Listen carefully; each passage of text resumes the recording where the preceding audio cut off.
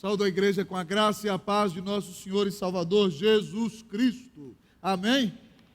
Que imensa alegria para nós é nos reunirmos nesta noite para exaltar sobre tudo e sobre todos o nome de nosso grande Deus e Salvador Jesus Cristo.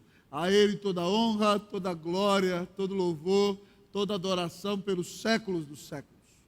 E nós continuaremos adorando a esse Senhor maravilhoso, abrindo a palavra do Senhor lá no livro de Apocalipse. Lá no livro de Apocalipse, no capítulo de número 2. Apocalipse, capítulo de número 2. Quero agradecer ao pastor Sávio o honroso convite para trazer a mensagem do Senhor. Que Deus continue abençoando a vida dele. Quero agradecer ao pastor Luciano a fidalguia em nos receber com carinho. E ao meu querido presbítero Roberto, amigo. Louvo a Deus pela vida dele.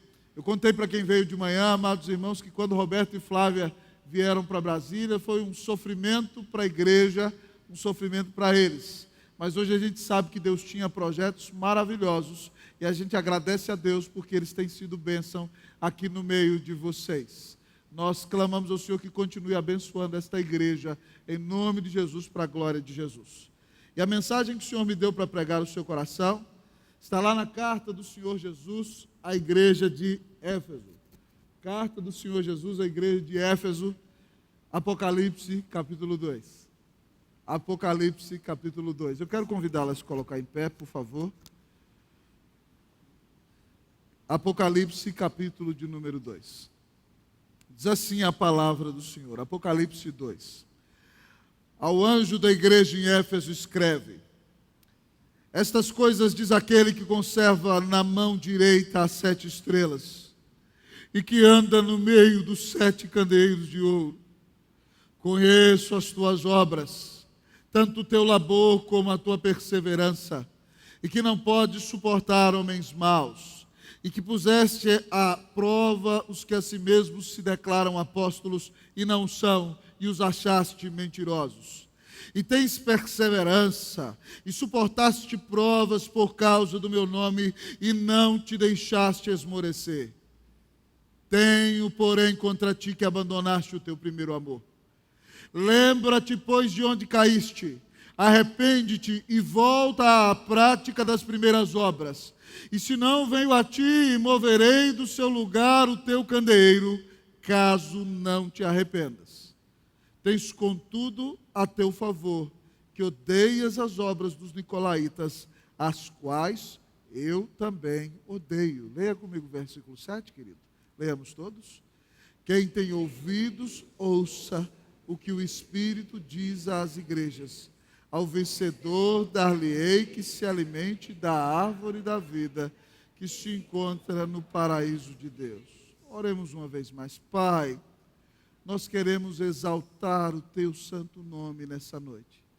Nós estamos no auge do culto.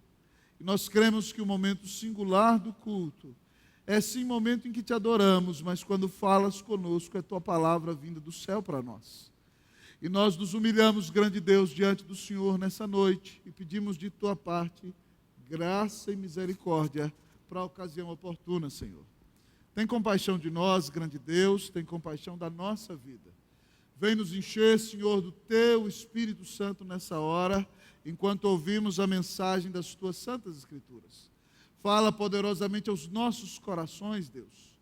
Ó Deus, exalta Cristo, e que nessa noite o Senhor fale com a Igreja Presbiteriana das Graças aquilo que o Senhor requer dela, Deus. Fala para ela, Deus, aquilo que o Senhor quer que ela faça.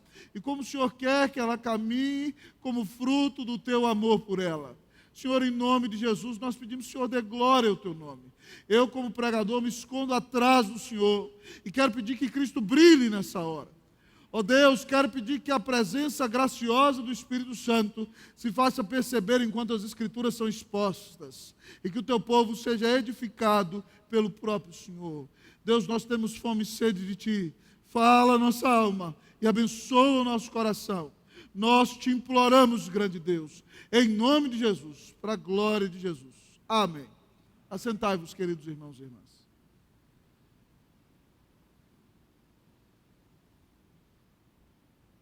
Queridos irmãos e irmãs, Jesus é simplesmente apaixonado pela igreja. Se não bastasse o fato de ter dado a sua vida na cruz por ela, ter ressuscitado, dado a ela o seu Espírito Santo e a promessa de que um dia virá buscar a sua noiva, esse Senhor maravilhoso escreve cartas de amor para a sua noiva. E ainda separa mensageiros de tempo integral para que estejam declarando a ela qual é o seu amor, o seu plano, o seu projeto, a sua vontade para a vida da mesma. Mas se não bastasse, ele conduz a vida desses mensageiros e a vida da sua igreja de maneira que ela resplandeça a glória do seu nome. E se não bastasse ainda fazendo tudo isso, ele se coloca no meio da igreja. Ele caminha no meio da igreja, ele fala com a igreja, ele supervisiona a vida de cada membro da igreja, ele anima o cansado, ele fortalece o enfraquecido, ele repreende o endurecido. Ele disciplina aquele que está em pecado, mas Jesus é o Senhor que está conosco todos os dias, até a consumação dos séculos. E é isso que ele diz nessa carta que ele escreve, queridos, à igreja reformada de Éfeso. Eu costumo brincar, a igreja presbiteriana de Éfeso, porque era governada por presbíteros, amados amigos e irmãos. E nesse texto, nós vemos uma igreja de 40 anos de idade, queridos. Não é aquela igreja jovem do avivamento. Hoje são os filhos daqueles líderes que estão na liderança daquela igreja. E o Senhor Jesus escreve para o anjo da igreja, que é o mensageiro da igreja. Nesta igreja o anjo é o pastor Sávio, o pastor titular responsável por trazer a mensagem. Não é um anjão que Deus põe na porta da igreja. O anjo é o angelos no grego, que é o mensageiro. E o Senhor diz a essa igreja que ele tem na sua mão as 7 estrelas. E se você olha os últimos versículos do capítulo 1 de Apocalipse, o texto vai dizer que as estrelas são os anjos da igreja. Deus conduz os seus pastores para que eles façam brilhar a luz de Jesus para a glória de Jesus. Mas se não bastasse, o Senhor disse que ele caminha no meio dos 7 candeeiros de ouro. E os 7 candeeiros de ouro representam as 7 igrejas da província romana da Ásia, mas representam a igreja de Jesus em todos os tempos. Jesus morreu pela igreja, Jesus ama a igreja, Jesus manda mensageiros para a igreja, Jesus conduz a igreja, Jesus está presente na igreja. E já que ele fez tudo isso por você e por mim, nessa noite ele pinta um lindo quadro diante dos nossos olhos, no qual ele nos mostra a igreja que Deus quer. A igreja que Deus quer. Ao olhar para esse quadro da palavra, você vai observar se a sua igreja é ou não é a igreja que Deus quer. Mas mais do que isso, você vai observar se você é ou não o membro da igreja que Deus quer. Se você é um crente que vive de fato de acordo com a igreja que Deus quer. Ao olhar para o texto da palavra, o Senhor nos diz que a igreja que Deus quer, amados amigos e irmãos, é uma igreja trabalhadora. A igreja que Deus quer é uma igreja trabalhadora. Olha aí, amado irmão, para o seu texto. Você vai ler para mim o versículo 1, eu vou ler o 2. Pode ler o 1. 1, 2, 3. Você, ao anjo...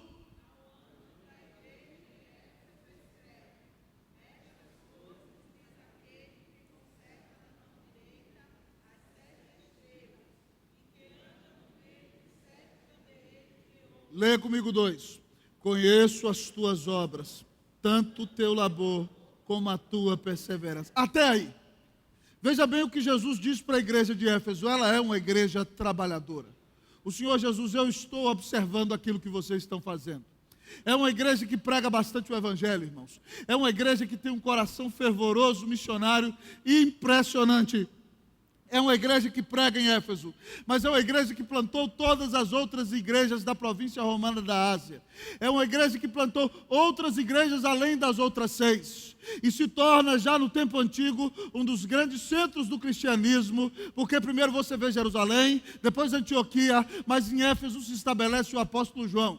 E ele, como o último dos apóstolos a morrer, amados amigos e irmãos, estabelece ali o campo de ação e aquela igreja se torna um grande centro da fé cristã. E Jesus diz para a igreja: eu conheço as tuas obras, você é uma igreja trabalhadora. Conheço o teu labor. A palavra no grego aqui para labor é trabalho a ponto de extenuar-se. Ele diz: eu estou vendo que vocês estão suando por minha causa. E vocês têm perseverado no trabalho. Oh, irmãos, a igreja de Éfeso é uma igreja que trabalha muito por causa do Senhor Jesus. Eu imagino, amados irmãos, os crentes de Éfeso, ali enquanto está acontecendo o culto, como o evangelista Moody fazia, quando o culto da igreja dele começava, ele ficava na porta e alguém passava e ele disse: venha, entre, Deus quer abençoar a sua vida. Mas a pessoa dizia: não, hoje eu não posso. Não, entre, Deus quer salvar você, quer abençoar seu coração. E as pessoas entravam muitas vezes, nem tanto por convicção, mas eram transformadas pelo poder do Evangelho. Esse povo prega o Evangelho, esse povo planta igreja, esse povo faz missões, essa igreja trabalha muito na evangelização. Talvez você me diga: pastor, com quem eles aprenderam isso? Com o primeiro pastor deles, o plantador da igreja, o apóstolo Paulo. Se você esteve hoje de manhã, você vai se lembrar que eu preguei no texto da plantação da igreja de Éfeso. E a Bíblia diz que o apóstolo Paulo, o irmão leu aqui nessa noite o primeiro texto, ele pregou durante 3 meses na sinagoga. Muitos se converteram, mas houve oposição. Ele vai para a escola de Tirano. O texto diz para nós que ele prega ali diariamente, por espaço de 2 anos. E alguns manuscritos antigos dizem que Paulo pregava ali 5 horas todos os dias, por espaço de 2 anos. Paulo não come o pão da preguiça, amados irmãos. Paulo dedica 5 horas, ele se extenua, se cansa, ele prega em público. Em Atos 20 ele diz a eles que pregou de casa em casa. Ele trabalha intensamente, anunciando o evangelho da salvação. E a igreja de Éfeso olha para o seu pastor e planta a igreja de Esmirna, planta a igreja de Sardes, planta a igreja de Tiatira, planta a igreja de Pérgamo, planta a igreja de Filadélfia, planta a igreja de Laodiceia, planta a igreja de Herápolis, planta a igreja de Colossos. Aquela é uma igreja que anuncia que há um só Deus e um só mediador entre Deus e os homens, Cristo Jesus homem. Uma igreja que faz missões, uma igreja que evangeliza, uma igreja que planta a igreja, uma igreja que prega o evangelho. A igreja que Deus quer é uma igreja trabalhadora. Meu irmão, você tem pregado o evangelho?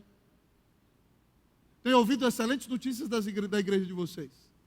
Tem ouvido dizer que o pastor da igreja ama missões? A igreja tem quase 50 missionários, louvado seja Deus por isso. Mas você, como membro da igreja, é um cristão missionário? Você fala de Jesus lá na sua rua? Você anuncia Jesus no seu trabalho? As pessoas com quem você trabalha sabem que você é um cristão? Sabem que você é um membro da igreja presbiteriana? Sabem que você é um crente em Cristo Jesus? Você fala: não, pastor, a gente não pode misturar as coisas. Ou você talvez, amado irmão, é um agente secreto de Jesus. Talvez a gente toca para você aquela música do James Bond, né? E aí passa o seu filme Bond, lá vem ele, James Bond, o agente secreto do céu. Preste atenção, meu irmão. O Senhor Jesus disse que todo aquele que se envergonhar dele diante dos homens, ele vai se envergonhar deste diante do Pai que está nos céus. Você tem se envergonhado de Jesus? Irmão, preste atenção, quem ama a Jesus, fala de Jesus. Quem entendeu o tamanho do seu pecado, quem entendeu o tamanho da redenção, quem entendeu o amor maravilhoso de Deus, quem foi lavado, quem foi perdoado, quem foi selado com o Espírito, quem é amigo de Deus, quem tem um lugar garantido nos céus, não pode deixar de falar daquilo que viu e ouviu. Meu irmão, a sua responsabilidade é anunciar a Cristo onde Ele te colocou. Eu quero te perguntar, você já falou de Jesus essa semana para alguém? Eu quero te perguntar, quantas pessoas já vieram a Cristo através de você? Mas você vai me dizer: pastor, eu sou calvinista. Eu também sou. Eu creio que Deus converte os seus eleitos pela sua soberania. Mas eu quero lhe dizer uma coisa: Deus predestinou os fins e os meios. E Deus predestinou que os eleitos vão se converter por meio da pregação do Evangelho. Ora, pois, meu irmão, se você não prega para nenhum eleito, nenhum vai se converter. Mas se você pregar para 100, talvez Deus tenha ali um dos seus escolhidos. E o Espírito Santo vai usar você. E uma alma vale mais do que o mundo inteiro. E, irmão, no dia em que Deus te der a bênção de ver alguém convertendo-se a Cristo através do seu ministério, você vai ver que depois da alegria da salvação, essa é uma das maiores alegrias que nós podemos ter. ver o Senhor Jesus nos conduzindo para que pessoas, pelo poder do Espírito Santo, ouçam o Evangelho e venham a nascer de novo e sejam transformadas por Cristo Jesus. Alguém já conheceu a Cristo através de você, meu irmão? É sua responsabilidade. Você não pode deixar de falar daquilo que viu e ouviu. A igreja que Deus quer é uma igreja trabalhadora, é uma igreja que anuncia o Evangelho, é uma igreja que fala do Salvador, é uma igreja que anuncia ao mundo que nunca ninguém nos amou como Cristo Jesus. É uma igreja que diz que há um só Deus e um só mediador entre Deus e os homens, Cristo Jesus, homem. É uma igreja que anuncia que um Deus santo, que podia nos lançar a todos no inferno por causa de nossos pecados, mandou seu único filho para morrer numa cruz, para receber a ira de Deus do meu lugar e no teu. E todo aquele que se arrepende dos seus pecados e crê que Jesus é o Filho de Deus, é perdoado, é lavado, é reconciliado, é santificado, é transformado, é amado, é comprado por Deus em Cristo Jesus. E se torna filho de Deus, e se torna amigo de Deus, e vive em paz, justificado pela graça de Deus, mediante a fé. Meu irmão, fale de Jesus. Os eleitos só virão a Cristo se você abrir a sua boca. Há tantos irmãos nossos por chegar, para encher a igreja, para completar o número do povo de Deus. Você pode ser usado para que pessoas conheçam o Salvador. Não cale a sua boca, fale de Jesus. A igreja que Deus quer é uma igreja trabalhadora. Que Deus faça de você um crente evangelizador em nome de Jesus. Mas a palavra continua a falar aos nossos corações. E o Senhor nos diz nesta noite, amados amigos e irmãos, que a igreja que Deus quer, além de ser uma igreja trabalhadora, é uma igreja zelosa. A igreja que Deus quer é uma igreja zelosa. Repita comigo, vamos lá? A igreja que Deus quer é uma igreja zelosa. Olha ainda para o versículo 2. O versículo 2 diz assim, leia comigo o versículo de número 2. E que não pode suportar homens maus, e que puseste à prova os que a si mesmos se declaram apóstolos e não o são, e os achaste mentirosos. Querido amigo e irmão, a igreja de Éfeso é uma igreja zelosa. O texto diz que ela não pode suportar homens maus. A palavra no grego para homens maus significa literalmente homens envenenados pelo diabo de falsa doutrina. E apareceram naquela igreja ali um grupo de homens dizendo que eram apóstolos e eles não eram. O texto diz, e que puseste à prova os falsos apóstolos e os achaste mentirosos. Ora, pois, essa igreja está capacitada para entender quem é falso apóstolo. Querido amigo e irmão, o texto diz que ela é uma igreja zelosa. Por quê? Porque ela conhece a palavra, amado irmão. Ela ouviu simplesmente um dos maiores pregadores da história, pregando em 3.650 horas, mais do que a carga horária de muitos de nossos seminários. E não é pregação do pastor Rossi de Brasília, não, é pregação do apóstolo Paulo, o homem que Deus inspirou para escrever a Escritura. Esse povo, amado irmão, ouve 5 horas de sermão todos os dias. Eles estão lá completados da palavra de Deus. Eles estão transbordando do Senhor. Eles estão cheios da sua palavra. Deles nós podemos dizer o que Charles Spurgeon dizia de John Bunyan, que escreveu o Peregrino. Ele disse o seguinte: se você cortar a veia de John Bunyan em qualquer lugar, não sai sangue, sai Bíblia, sai Biblina. Ele é um homem cheio da palavra. A igreja os achou mentirosos porque ela conhece a palavra de Deus, porque ela conhece as Santas Escrituras. Amados amigos e irmãos, o texto nos ensina que a igreja que Deus quer é uma igreja zelosa, porque ela conhece a palavra de Deus.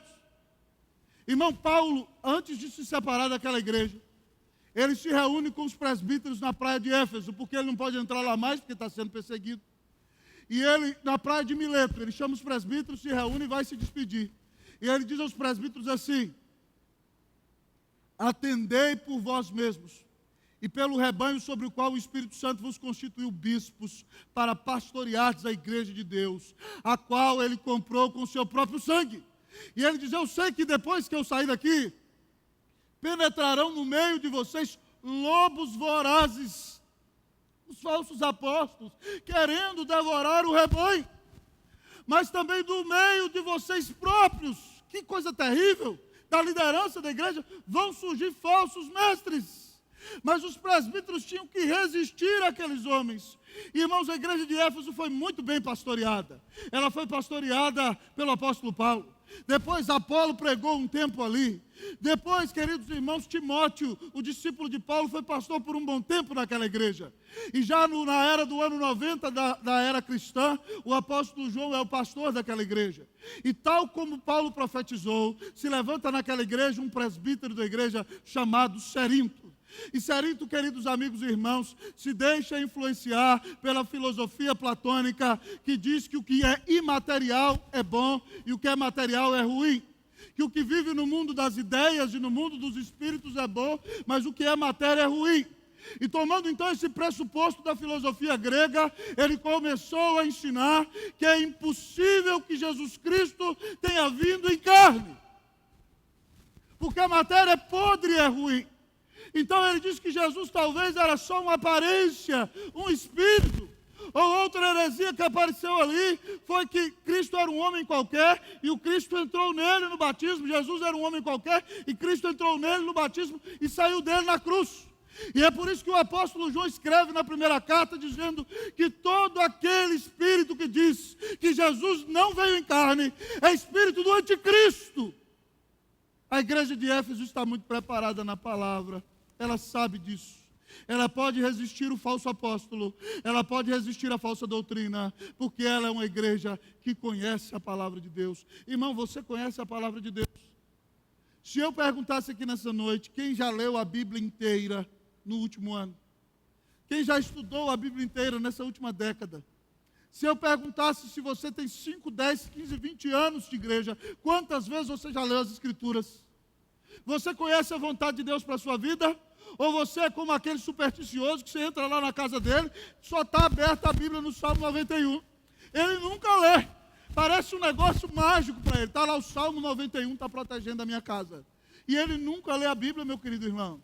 É como um rapaz, imaginemos aqui um rapaz de Recife, que é namorado de uma moça, e essa moça vai estudar na Inglaterra, e eles se despedem dizendo, nós nos amamos, nós vamos resistir. E no primeiro mês as cartas de amor são de todos os dias. Ele escreve, ela escreve, mas houve um dia, querido amigo, depois de 6 meses, que ela escreveu uma carta de 5 páginas, e ela diz, quando eu saí de Recife, eu te amava muito, eu transpirava por você, você era a luz da minha vida, e ele fica tão maravilhado com a verve poética da moça, que ele só lê a primeira página. Um ano depois, ela volta, querido amigo, da Inglaterra, casada com um gringo. Ele diz, mas você me escreveu uma carta, dizendo que me amava, que eu era como a luz do luar e como o sol para você. E ela diz, eu disse isso na primeira página, e você não leu as outras 5. Muitas vezes, irmão, quando você só lê a Bíblia no capítulo que você gosta, você não entende a vontade de Deus para a sua vida. Ou tem muitos crentes, amados amigos, que eles não estudam a Bíblia, sabe, pastor Luciano? Ele abre a Bíblia e fala assim, Deus fala comigo. Deus é soberano e ele faz o que ele quer, usa o que ele quer, irmão. Mas o cara é preguiçoso, ele não estuda a Bíblia. Aí ele vai fazer assim, Deus fala comigo. Ele abre a Bíblia, puf. Aí ele lê assim, Judas foi enforcar. Deus não falou comigo. Vamos de novo. Vai tu e faz o mesmo. Ele não está certo não. Mais uma vez, por que ainda te demoras? Irmão, a Bíblia foi escrita para que você leia de capa a capa. A Bíblia foi escrita para que você estude, para que você seja cheio dessa palavra, para que você entenda a vontade de Deus para a sua vida. A Bíblia não é uma carta que você lê só onde você gosta. A Bíblia não é um livro mágico, uma bola de cristal. A Bíblia é a mensagem de amor de Deus para você, dizendo que mandou Cristo para te salvar. E você nem tem separado tempo para ler essa carta de amor. Irmão, em nome de Jesus, eu quero lhe dizer que a Bíblia, quando lida, crida, pregada e praticada, ela transforma a nossa vida. A Bíblia, quando lida, crida, pregada e praticada, transforma a nossa vida. Repita comigo, vamos lá? A Bíblia, quando lida, crida, pregada e praticada transforma a nossa vida. Me ajuda a pregar para o irmão. Fala para ele, boa noite. Pega na mão dele. Fala para ele, fala boa noite para quem está do seu lado aí. Vamos. Fala boa noite.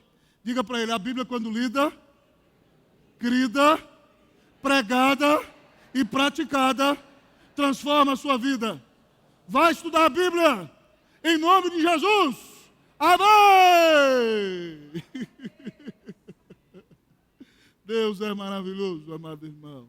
A igreja que Deus quer é uma igreja, só vai vencer a heresia aquele que estuda a Bíblia. Só vai calar a boca de falsos apóstolos e falsos mestres aquele que conhece as Escrituras. Meu amado amigo e irmão, só pode achar mentirosa a falsa doutrina aquele que estuda a palavra de Deus. Que você tenha fome e sede da palavra de Deus. Amém, meu irmão? Venha para a escola dominical, escute boa classe, ouça os sermões dos seus pastores. Se quer conhecer um pouco mais, procure o pastor, diga, pastor, eu quero me aprofundar. Ele vai te pastorear, vai te dar a direção, vai abençoar a tua vida em nome de Jesus. A igreja que Deus quer é uma igreja zelosa. Mas ao olhar para o texto, amados irmãos, nós aprendemos nesta noite que a igreja que Deus quer, além de ser uma igreja trabalhadora e além de ser uma igreja zelosa, a igreja que Deus quer é uma igreja perseverante. A igreja que Deus quer é uma igreja perseverante. Repita comigo. A igreja que Deus quer é uma igreja... Olha aí para a sua Bíblia. Versículo de número 3. Eu vou ler uma vez, você lê a segunda. E tens perseverança, e suportaste provas por causa do meu nome, e não te deixaste esmurecer. Você leia para mim o 3. Vamos lá? 1, 2, 3. Pode ler.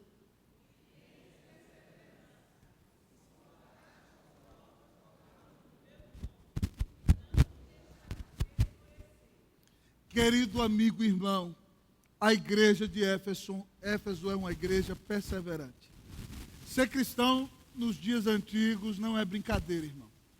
A cidade de Éfeso é muito conhecida por ter o templo da deusa Diana dos Efésios, uma das 7 maravilhas do mundo antigo, uma obra arquitetônica impressionante. Mas além do templo da deusa Diana, que conduz a vida da cidade, a economia da cidade, o culto da cidade, também a cidade de Éfeso, por ser a capital da província romana da Ásia, é uma das poucas cidades do império que tem o templo do imperador, onde o imperador é adorado. E as pessoas podem servir seus vários deuses, mas algumas vezes por ano, elas entram ali no culto a César e têm que dizer, César é Senhor.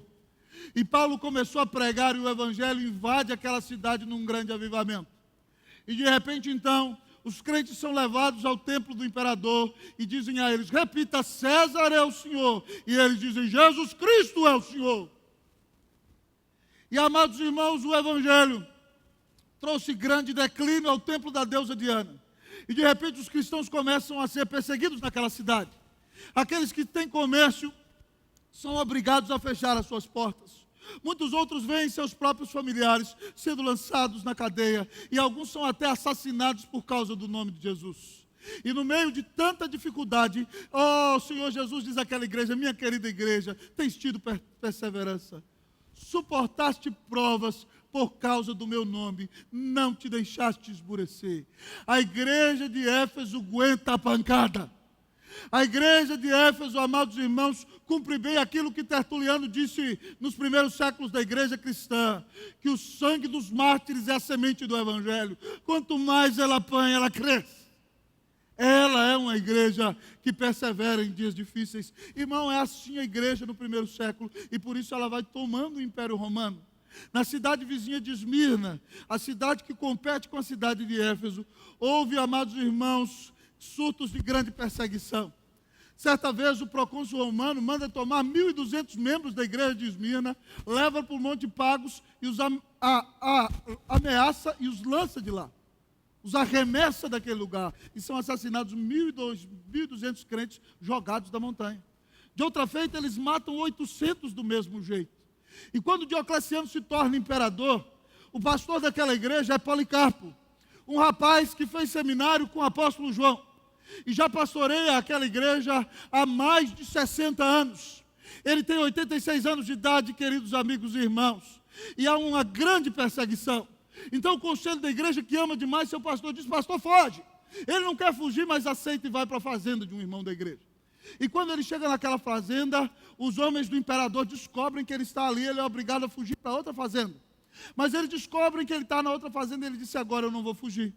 E quando chega o coronel, o general mandado pelo procônsul, ele os recebe muito bem, manda fazer um almoço para eles na fazenda, pede um tempo para o general, diz: eu preciso conversar com meu senhor, eu preciso orar. Entra num quarto, passa 2 horas orando, depois vai para a cidade. E aí então, quando ele está na arena, o procônsul diz a ele: senhor Policarpo, o senhor já é um homem de 86 anos de idade, tenha dó de si mesmo, negue a esse Jesus Cristo e o senhor vai ficar bem. E ele diz assim: amados irmãos, 86 anos, tenho servido ao meu Senhor, e Ele nunca me fez mal algum. Como eu vou negar aquele que deu sua vida por mim? Como eu vou negar aquele que me tem feito tanto bem? E de repente então o procônsul já o deixa amarrado ali, e diz a ele: você não sabe que eu tenho o poder de lançar fogo sobre os seus pés, e você vai morrer queimado? Ele diz: esse fogo que vai me queimar dura rápido, mas é um fogo que vai queimar na eternidade. A pessoa daquele que não se arrependeu dos seus pecados, que não creu em Cristo Jesus, essa pessoa será lançada no inferno de fogo, e ali o fogo arderá para sempre. Na vida daquele que não crê em Jesus. Por que você se demora? Faça logo o que tem que fazer. E eles lançam fogo nos pés do velhinho, que morre, amados irmãos, orando, louvando e adorando o Senhor, e é recebido na glória, por amor do seu grande Salvador Jesus Cristo. Amados irmãos, nós como igreja, nos dias de hoje, somos chamados a perseverar. Há dias difíceis nesse país. Quem imaginava, amados irmãos, em 15 anos atrás, que quem pregasse que o casamento é entre um homem e uma mulher, tal como a Bíblia diz, seria perseguido? Irmãos, eu fui missionário no Chile 7 anos. Nós fomos embora do Brasil no ano 2000. Voltamos no ano de 2007. Eu fiquei perplexo com a mudança do nosso país em 7 anos. E hoje, quando você diz que não concorda com certo tipo de atitude, você é chamado de retrógrado. Alguns te acusam de homofóbico. E você não quer destruir a vida do homossexual. Você quer pregar para ele? De fato, amados irmãos, nós nem acreditamos que exista mesmo homossexual. Porque Deus criou homem e mulher. A conduta homossexual, na sua essência, há homem e mulher. Não há na sua essência homossexual. Homossexualismo é uma prática, é uma conduta pecaminosa. Se alguém confrontar você, o que você vai dizer em tempos difíceis como esse? Você vai ter coragem de ensinar o que a palavra diz?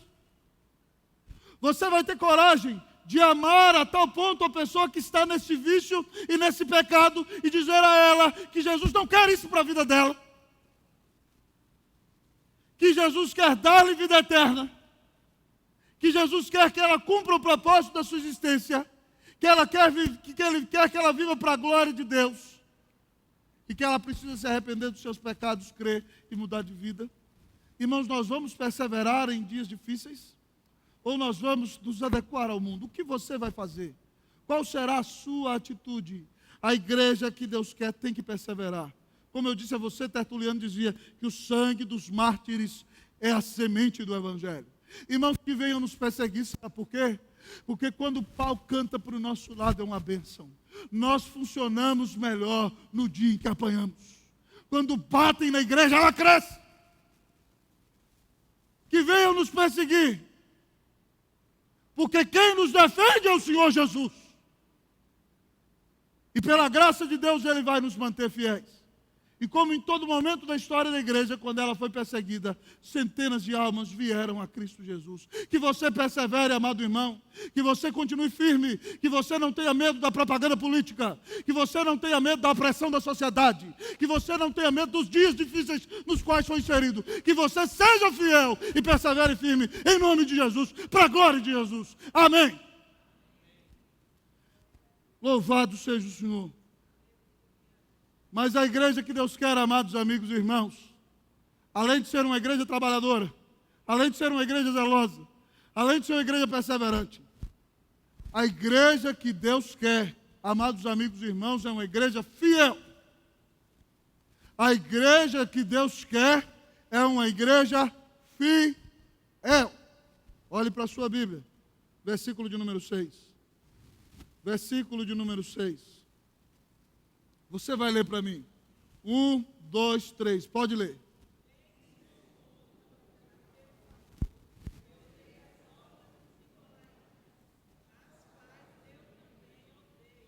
Tens, contudo, a teu favor, que odeias as obras dos nicolaítas. Irmãos, provavelmente, tudo provavelmente, certo? Nós temos alguns comentaristas que dizem isso. Nicolau provavelmente era um militar romano, que disse converter-se ao evangelho, mas foi mais convencido. Ele segue a doutrina de Balaão, que o Senhor Jesus condena nesse capítulo, e ele ensina mais ou menos o seguinte, amado irmão. Ele diz que no militarismo, para que você vença o seu inimigo, o que é necessário? É necessário que você o conheça. Você só vai vencer o seu inimigo se você conhecer o seu inimigo. Então a doutrina nicolaíta diz o seguinte, que você só vai vencer o adultério se você experimentar um pouquinho de adultério. Que você só vai vencer o estelionato se você for um pouquinho estelionatário. E aí você vai experimentar o quanto é ruim e não vai querer fazer mais. Certo? Que você vai, de fato, aprender a não roubar se você roubar uma vez e ver quanto roubo é ruim. E, amados irmãos, o Senhor Jesus disse para aquela igreja, você tem ao seu favor que odeias as obras dos nicolaítas. Os nicolaítas são liberais na prática, essa é a verdade, irmão. E a igreja de Éfeso não topou o liberalismo, nem na teologia e nem na prática. Ela disciplinou com amor quem estava em pecado. E o Senhor Jesus diz, você tem a seu favor, porque você odeia esse tipo de obra, e eu também odeio. O Senhor Jesus nos diz, amado irmão, que a igreja que Deus quer é uma igreja fiel. Irmãos, nós precisamos nos dias de hoje, mais do que nunca, de gente comprometida com o Evangelho.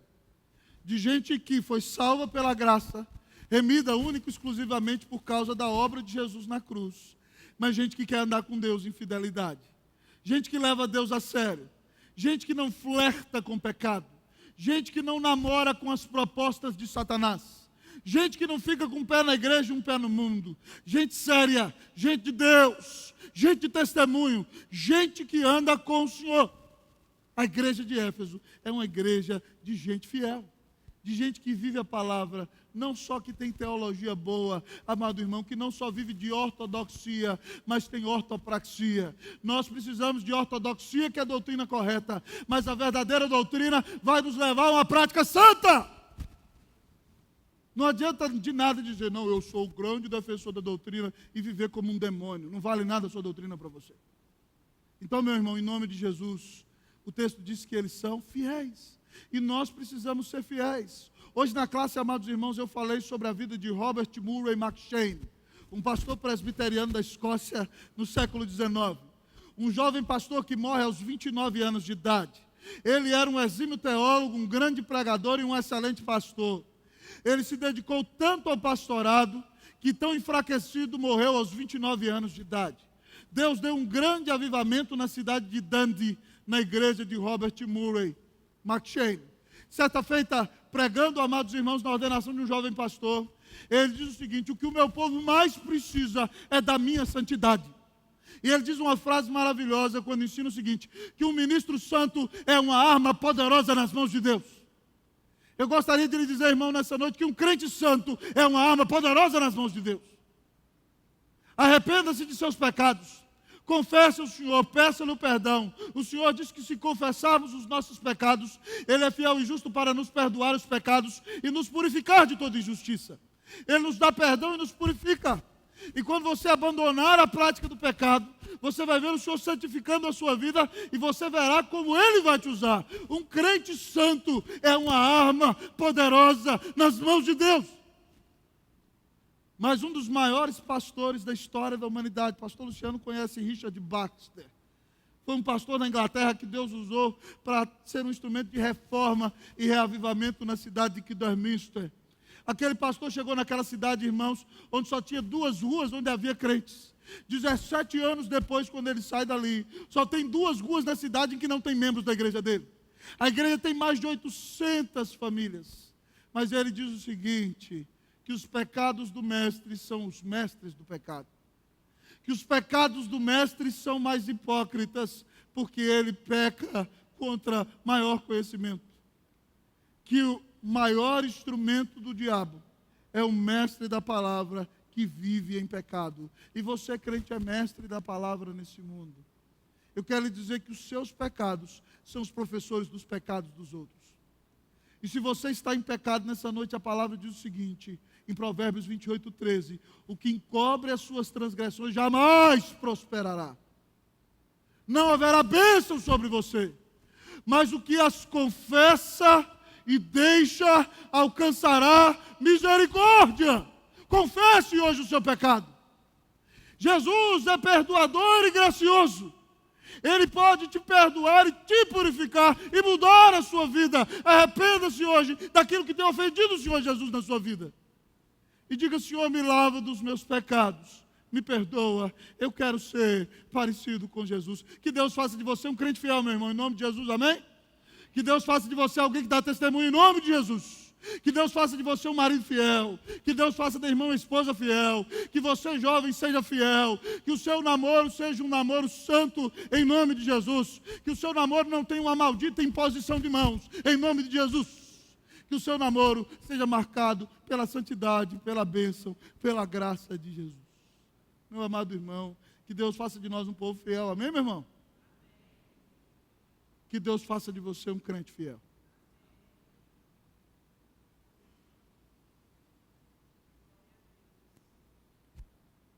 O senhor gostaria de pastorear uma igreja como essa?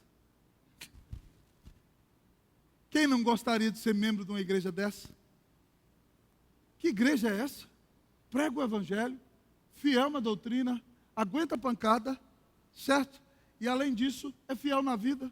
Quem não queria trabalhar numa igreja dessa? Mas, amado irmão, o Senhor Jesus nos diz mais uma coisa nessa noite. Que a igreja que Deus quer, além de ser uma igreja trabalhadora, além de ser uma igreja zelosa, além de ser uma igreja perseverante, além de ser uma igreja fiel, a igreja que Deus quer é uma igreja fervorosa.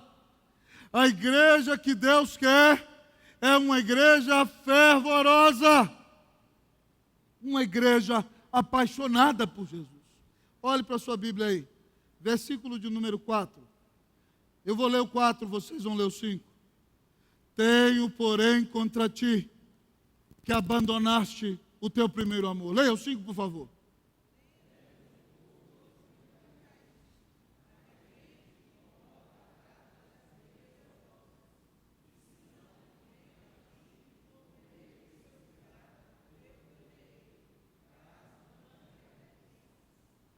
Qual é o maior opositor da igreja, irmão? Você vai falar, Satanás, Apolion, o nosso grande inimigo. Ele é um opositor forte, sim. Mas é fraquinho diante de Jesus. Mas você vai dizer, não, pastor, o mundo, as suas filosofias, certo? Quando ele se opõe a nós é algo complicado. As tentações, a filosofia do tempo é algo complicado. É difícil mesmo, irmão. Mas talvez você vai dizer, não, pastor, o pior opositor da igreja é o inimigo íntimo. É o velho homem, aquele que nos deixa no estado de guerra civil como crentes constantemente. O pecado é uma praga contra a qual nós temos que lutar todos os dias. Esses 3 inimigos são barra pesada, irmãos. E são opositores difíceis para a igreja. Mas sabe qual é o pior opositor que a igreja pode ter? É aquele que se levanta e diz contra ela, eu estou contra você. Irmão, que tristeza para uma igreja como a igreja de Éfeso ouvir o Senhor Jesus dizer, eu estou contra você. Eu nunca quero ouvir, meu irmão, da boca do meu Senhor, que domina sobre tudo, que é o poderoso Rei da Glória, que é o dono de tudo quanto existe, se Ele disser para mim, eu estou contra você, eu estou perdido, amado irmão. Quando o Senhor Jesus se opõe ao crente, a igreja ela está acabada. E o Senhor Jesus diz para a igreja de Éfeso, eu tenho algo contra você. E o que é, irmão, diz o Senhor Jesus, é que abandonaste o teu primeiro amor. Aquela igreja trabalha muito, tem doutrina boa, luta no sofrimento, é uma igreja que zela pela piedade, pelo testemunho, mas ela já não ama mais o Senhor Jesus. Ela fez tudo o que o Senhor mandou, mas se esqueceu do Senhor. Ela se esqueceu daquele fogo, daquela paixão, daquele primeiro amor por Jesus. Ela já não tem aquela sede da oração. Ela já não tem aquele desejo da contemplação. Ela já não gasta mais tanto tempo em oração com o Senhor Jesus. Ela já não dedica tanto tempo para ouvir a Bíblia devocionalmente, para se encher do Espírito Santo, para entender a direção do Senhor nas Escrituras, para adorá-lo em espírito e em verdade, para ter comunhão com Ele em oração. Isso podia acontecer, irmão, com qualquer igreja, menos com a igreja de Éfeso, porque ela nasce num avivamento. Quando Paulo prega ali, centenas de milhares se convertem. As pessoas vêm na praça pública confessando seus pecados na rua. $500 milhões em livros de feitiçarias são queimados em praça pública. Aquela igreja experimentou uma grande visitação de Deus. Ela não pode deixar de orar. Ela não pode deixar de amar o seu Senhor. Ela não pode deixar de ter comunhão com Ele. Mas essa geração aqui não é mais a geração dos pais na liderança. São os filhos que cresceram na igreja, que foram cercados de coisas boas, mas esqueceram de orar. Esqueceram da comunhão com Jesus. Esqueceram do enchimento do Espírito Santo. Esqueceram que a maior bênção que a igreja tem é Jesus. E que a verdadeira vida eterna é um relacionamento íntimo, vivo e pessoal com o nosso grande Deus e Salvador Jesus Cristo.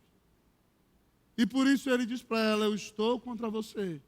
Você já não me ama mais. Irmão, é mais ou menos o seguinte. Imagine que certo senhor da igreja, homem ilustre e respeitado, pelo seu casamento, está com sua esposa casado há 40 anos. E de repente, no dia da festa de 40 anos de casamento, quando se lhe pede que faça uma declaração de amor à sua querida esposa, 40 anos para um casal hoje é um milagre, irmão. Não é verdade? Fala sério. É muito difícil. Ele de repente olha para ela e começa a declarar o seu amor. Ele diz: querida, nunca houve mulher como você. Você sempre foi como uma colmeia industriosa. Você sempre trabalhou muito dentro de casa e ainda trabalhou fora e me ajudou. Você é uma mulher muito trabalhadora. Eu fico impressionado com você. Querida, ninguém foi tão zelosa como você. Você ensinou a Bíblia para os nossos filhos, junto comigo. No dia que eu chegava tarde em casa, você orava com eles. Você é uma mulher zelosa. Querida, eu gostaria de agradecer porque ninguém é tão perseverante como você. No dia em que eu fui mandado embora da empresa e você não tinha emprego e nós passávamos necessidade, eu pensei que você ia me abandonar, achei que o casamento ia acabar, mas você aguentou as pancadas, aguentou o momento difícil, aguentou receber a cesta básica da igreja e não me deixou até que eu arrumasse algum emprego. Querida, você é uma bênção. Mas eu quero dizer que eu nunca vi uma mulher tão fiel como você. Você nunca flertou em um olhar com homem algum. Eu nunca peguei você sorrindo para qualquer homem. Seus e-mails sempre foram claríssimos. Nenhuma mensagem no Face escrita para você foi duvidosa. Você foi uma mulher íntegra. Você foi a mulher mais fiel. Mas eu quero lhe dizer, querida, que depois de 40 anos, eu estou muito triste, porque você tem todos esses atributos, mas você já não me ama mais. Você já não me ama mais. Você já não me ama mais. Irmão, você ama Jesus. Você ama aquele que deu a vida na cruz por você. Você ama o Salvador que desceu da glória e foi cravado na cruz por sua causa. Você não vê a hora do dia em que você vai parar tudo para contar para o Senhor o que está lhe acontecendo. Você não vê a hora do dia em que vai desfrutar de uma comunhão íntima com Jesus através da oração. Você não vê a hora do dia em que vai estar em amizade e num relacionamento vivo com o Senhor. Meu amado irmão, não adiantam milhares de atributos bons se nós não temos um relacionamento vivo e pessoal com a pessoa de Jesus. Você ora, meu irmão? Você lê a Bíblia e o Espírito aquece o seu coração? Você vê a mão soberana e providente de Deus conduzindo a sua vida a cada dia? A igreja de Éfeso, o Senhor Jesus disse: lembra-te, pois, de onde caíste. Lembra o que aconteceu de errado. Você tinha intimidade comigo, por que acabou? Arrepende-te. Ele diz: arrependimento significa, irmão, mude a sua mentalidade, mude a sua maneira de pensar, pare de amar outra coisa mais do que a mim, volte a me buscar em oração. E ele diz: volta à prática das primeiras obras. Faz quanto tempo que você não vem na reunião de oração das graças? Que hora é a reunião de oração, pastor? Faz quanto tempo que você não vem na reunião de oração 6:30 da manhã? Faz quanto tempo que o diabão deixa você lá na cama, feliz consigo mesmo, e você não busca mais a Jesus? Faz quanto tempo, irmão, que você não se dedica à comunhão com o Senhor? O que aconteceu, lembra? Muda a maneira de pensar, entenda que não dá para ser crente sem comunhão íntima com o Senhor. E volte a buscar o Senhor com oração, com jejum, com comunhão íntima, com consagração ao Senhor. E o Senhor diz àquela igreja que se ela não se arrependesse, o Senhor moveria do lugar o seu candeeiro. Sabe o que significa isso? Ele diz: eu vou tirar a minha igreja daqui. Naqueles dias parece que a igreja de Éfeso se arrependeu, porque ele não tirou a igreja de lá. Mas, amados irmãos, por volta do ano 500 da igreja cristã, a primeira cidade na qual houve uma procissão com a imagem da Virgem, e as pessoas saíram adorando aquela imagem, foi na cidade de Éfeso, se eu não me engano, no ano 525 da era cristã. Na igreja que começou com avivamento. Na igreja que começou com quebrantamento. Alguém esqueceu da palavra, alguém esqueceu do primeiro amor, alguém deixou de adorar a Jesus como seu Salvador. E aí o que aconteceu? Vá lá, na região da Turquia. Você vai achar a igreja de Éfeso lá? Você vai achar a cidade de Éfeso lá? A cidade de Esmirna está lá, dominada pelo Islã, chamada de Esmirna. E ainda há uma pequena comunidade cristã até os dias de hoje, existentes daquela época. Mas vai em Éfeso, não tem igreja, não tem cidade, não tem crente, não tem nada, porque o Senhor Jesus cumpre a sua palavra. Não abandone o seu amor por Jesus. Não abandone o seu relacionamento com Jesus. Ele não divide o lugar dele na tua vida com ninguém. E se você colocar qualquer coisa no lugar dele, ele vai ter que tirar essa coisa. Para que você entenda que a maior bênção que você pode ter é um relacionamento vivo e pessoal com o Senhor Jesus. Ao olhar para o texto, amados irmãos, o Senhor termina a carta dizendo a eles o seguinte: diante dessas características, quem tem ouvidos ouça a voz do Espírito. Ao vencedor, dar-lhe-ei que se alimente da árvore da vida, que se encontra no paraíso de Deus. A árvore da vida aqui, irmão, significa vida eterna em Cristo Jesus. Aquele que perseverar até o fim pela graça de Deus, o crente, ele vai comer da árvore da vida. E a árvore da vida, amado irmão, no meio do paraíso, significa vida eterna. E você sabe o que é vida eterna? Ela não é só a existência continuada depois dessa vida. O Senhor Jesus diz em João 17,3 o seguinte: e essa é a vida eterna, que te conheçam a ti, o único Deus verdadeiro, e a Jesus Cristo teu Filho, a quem enviaste.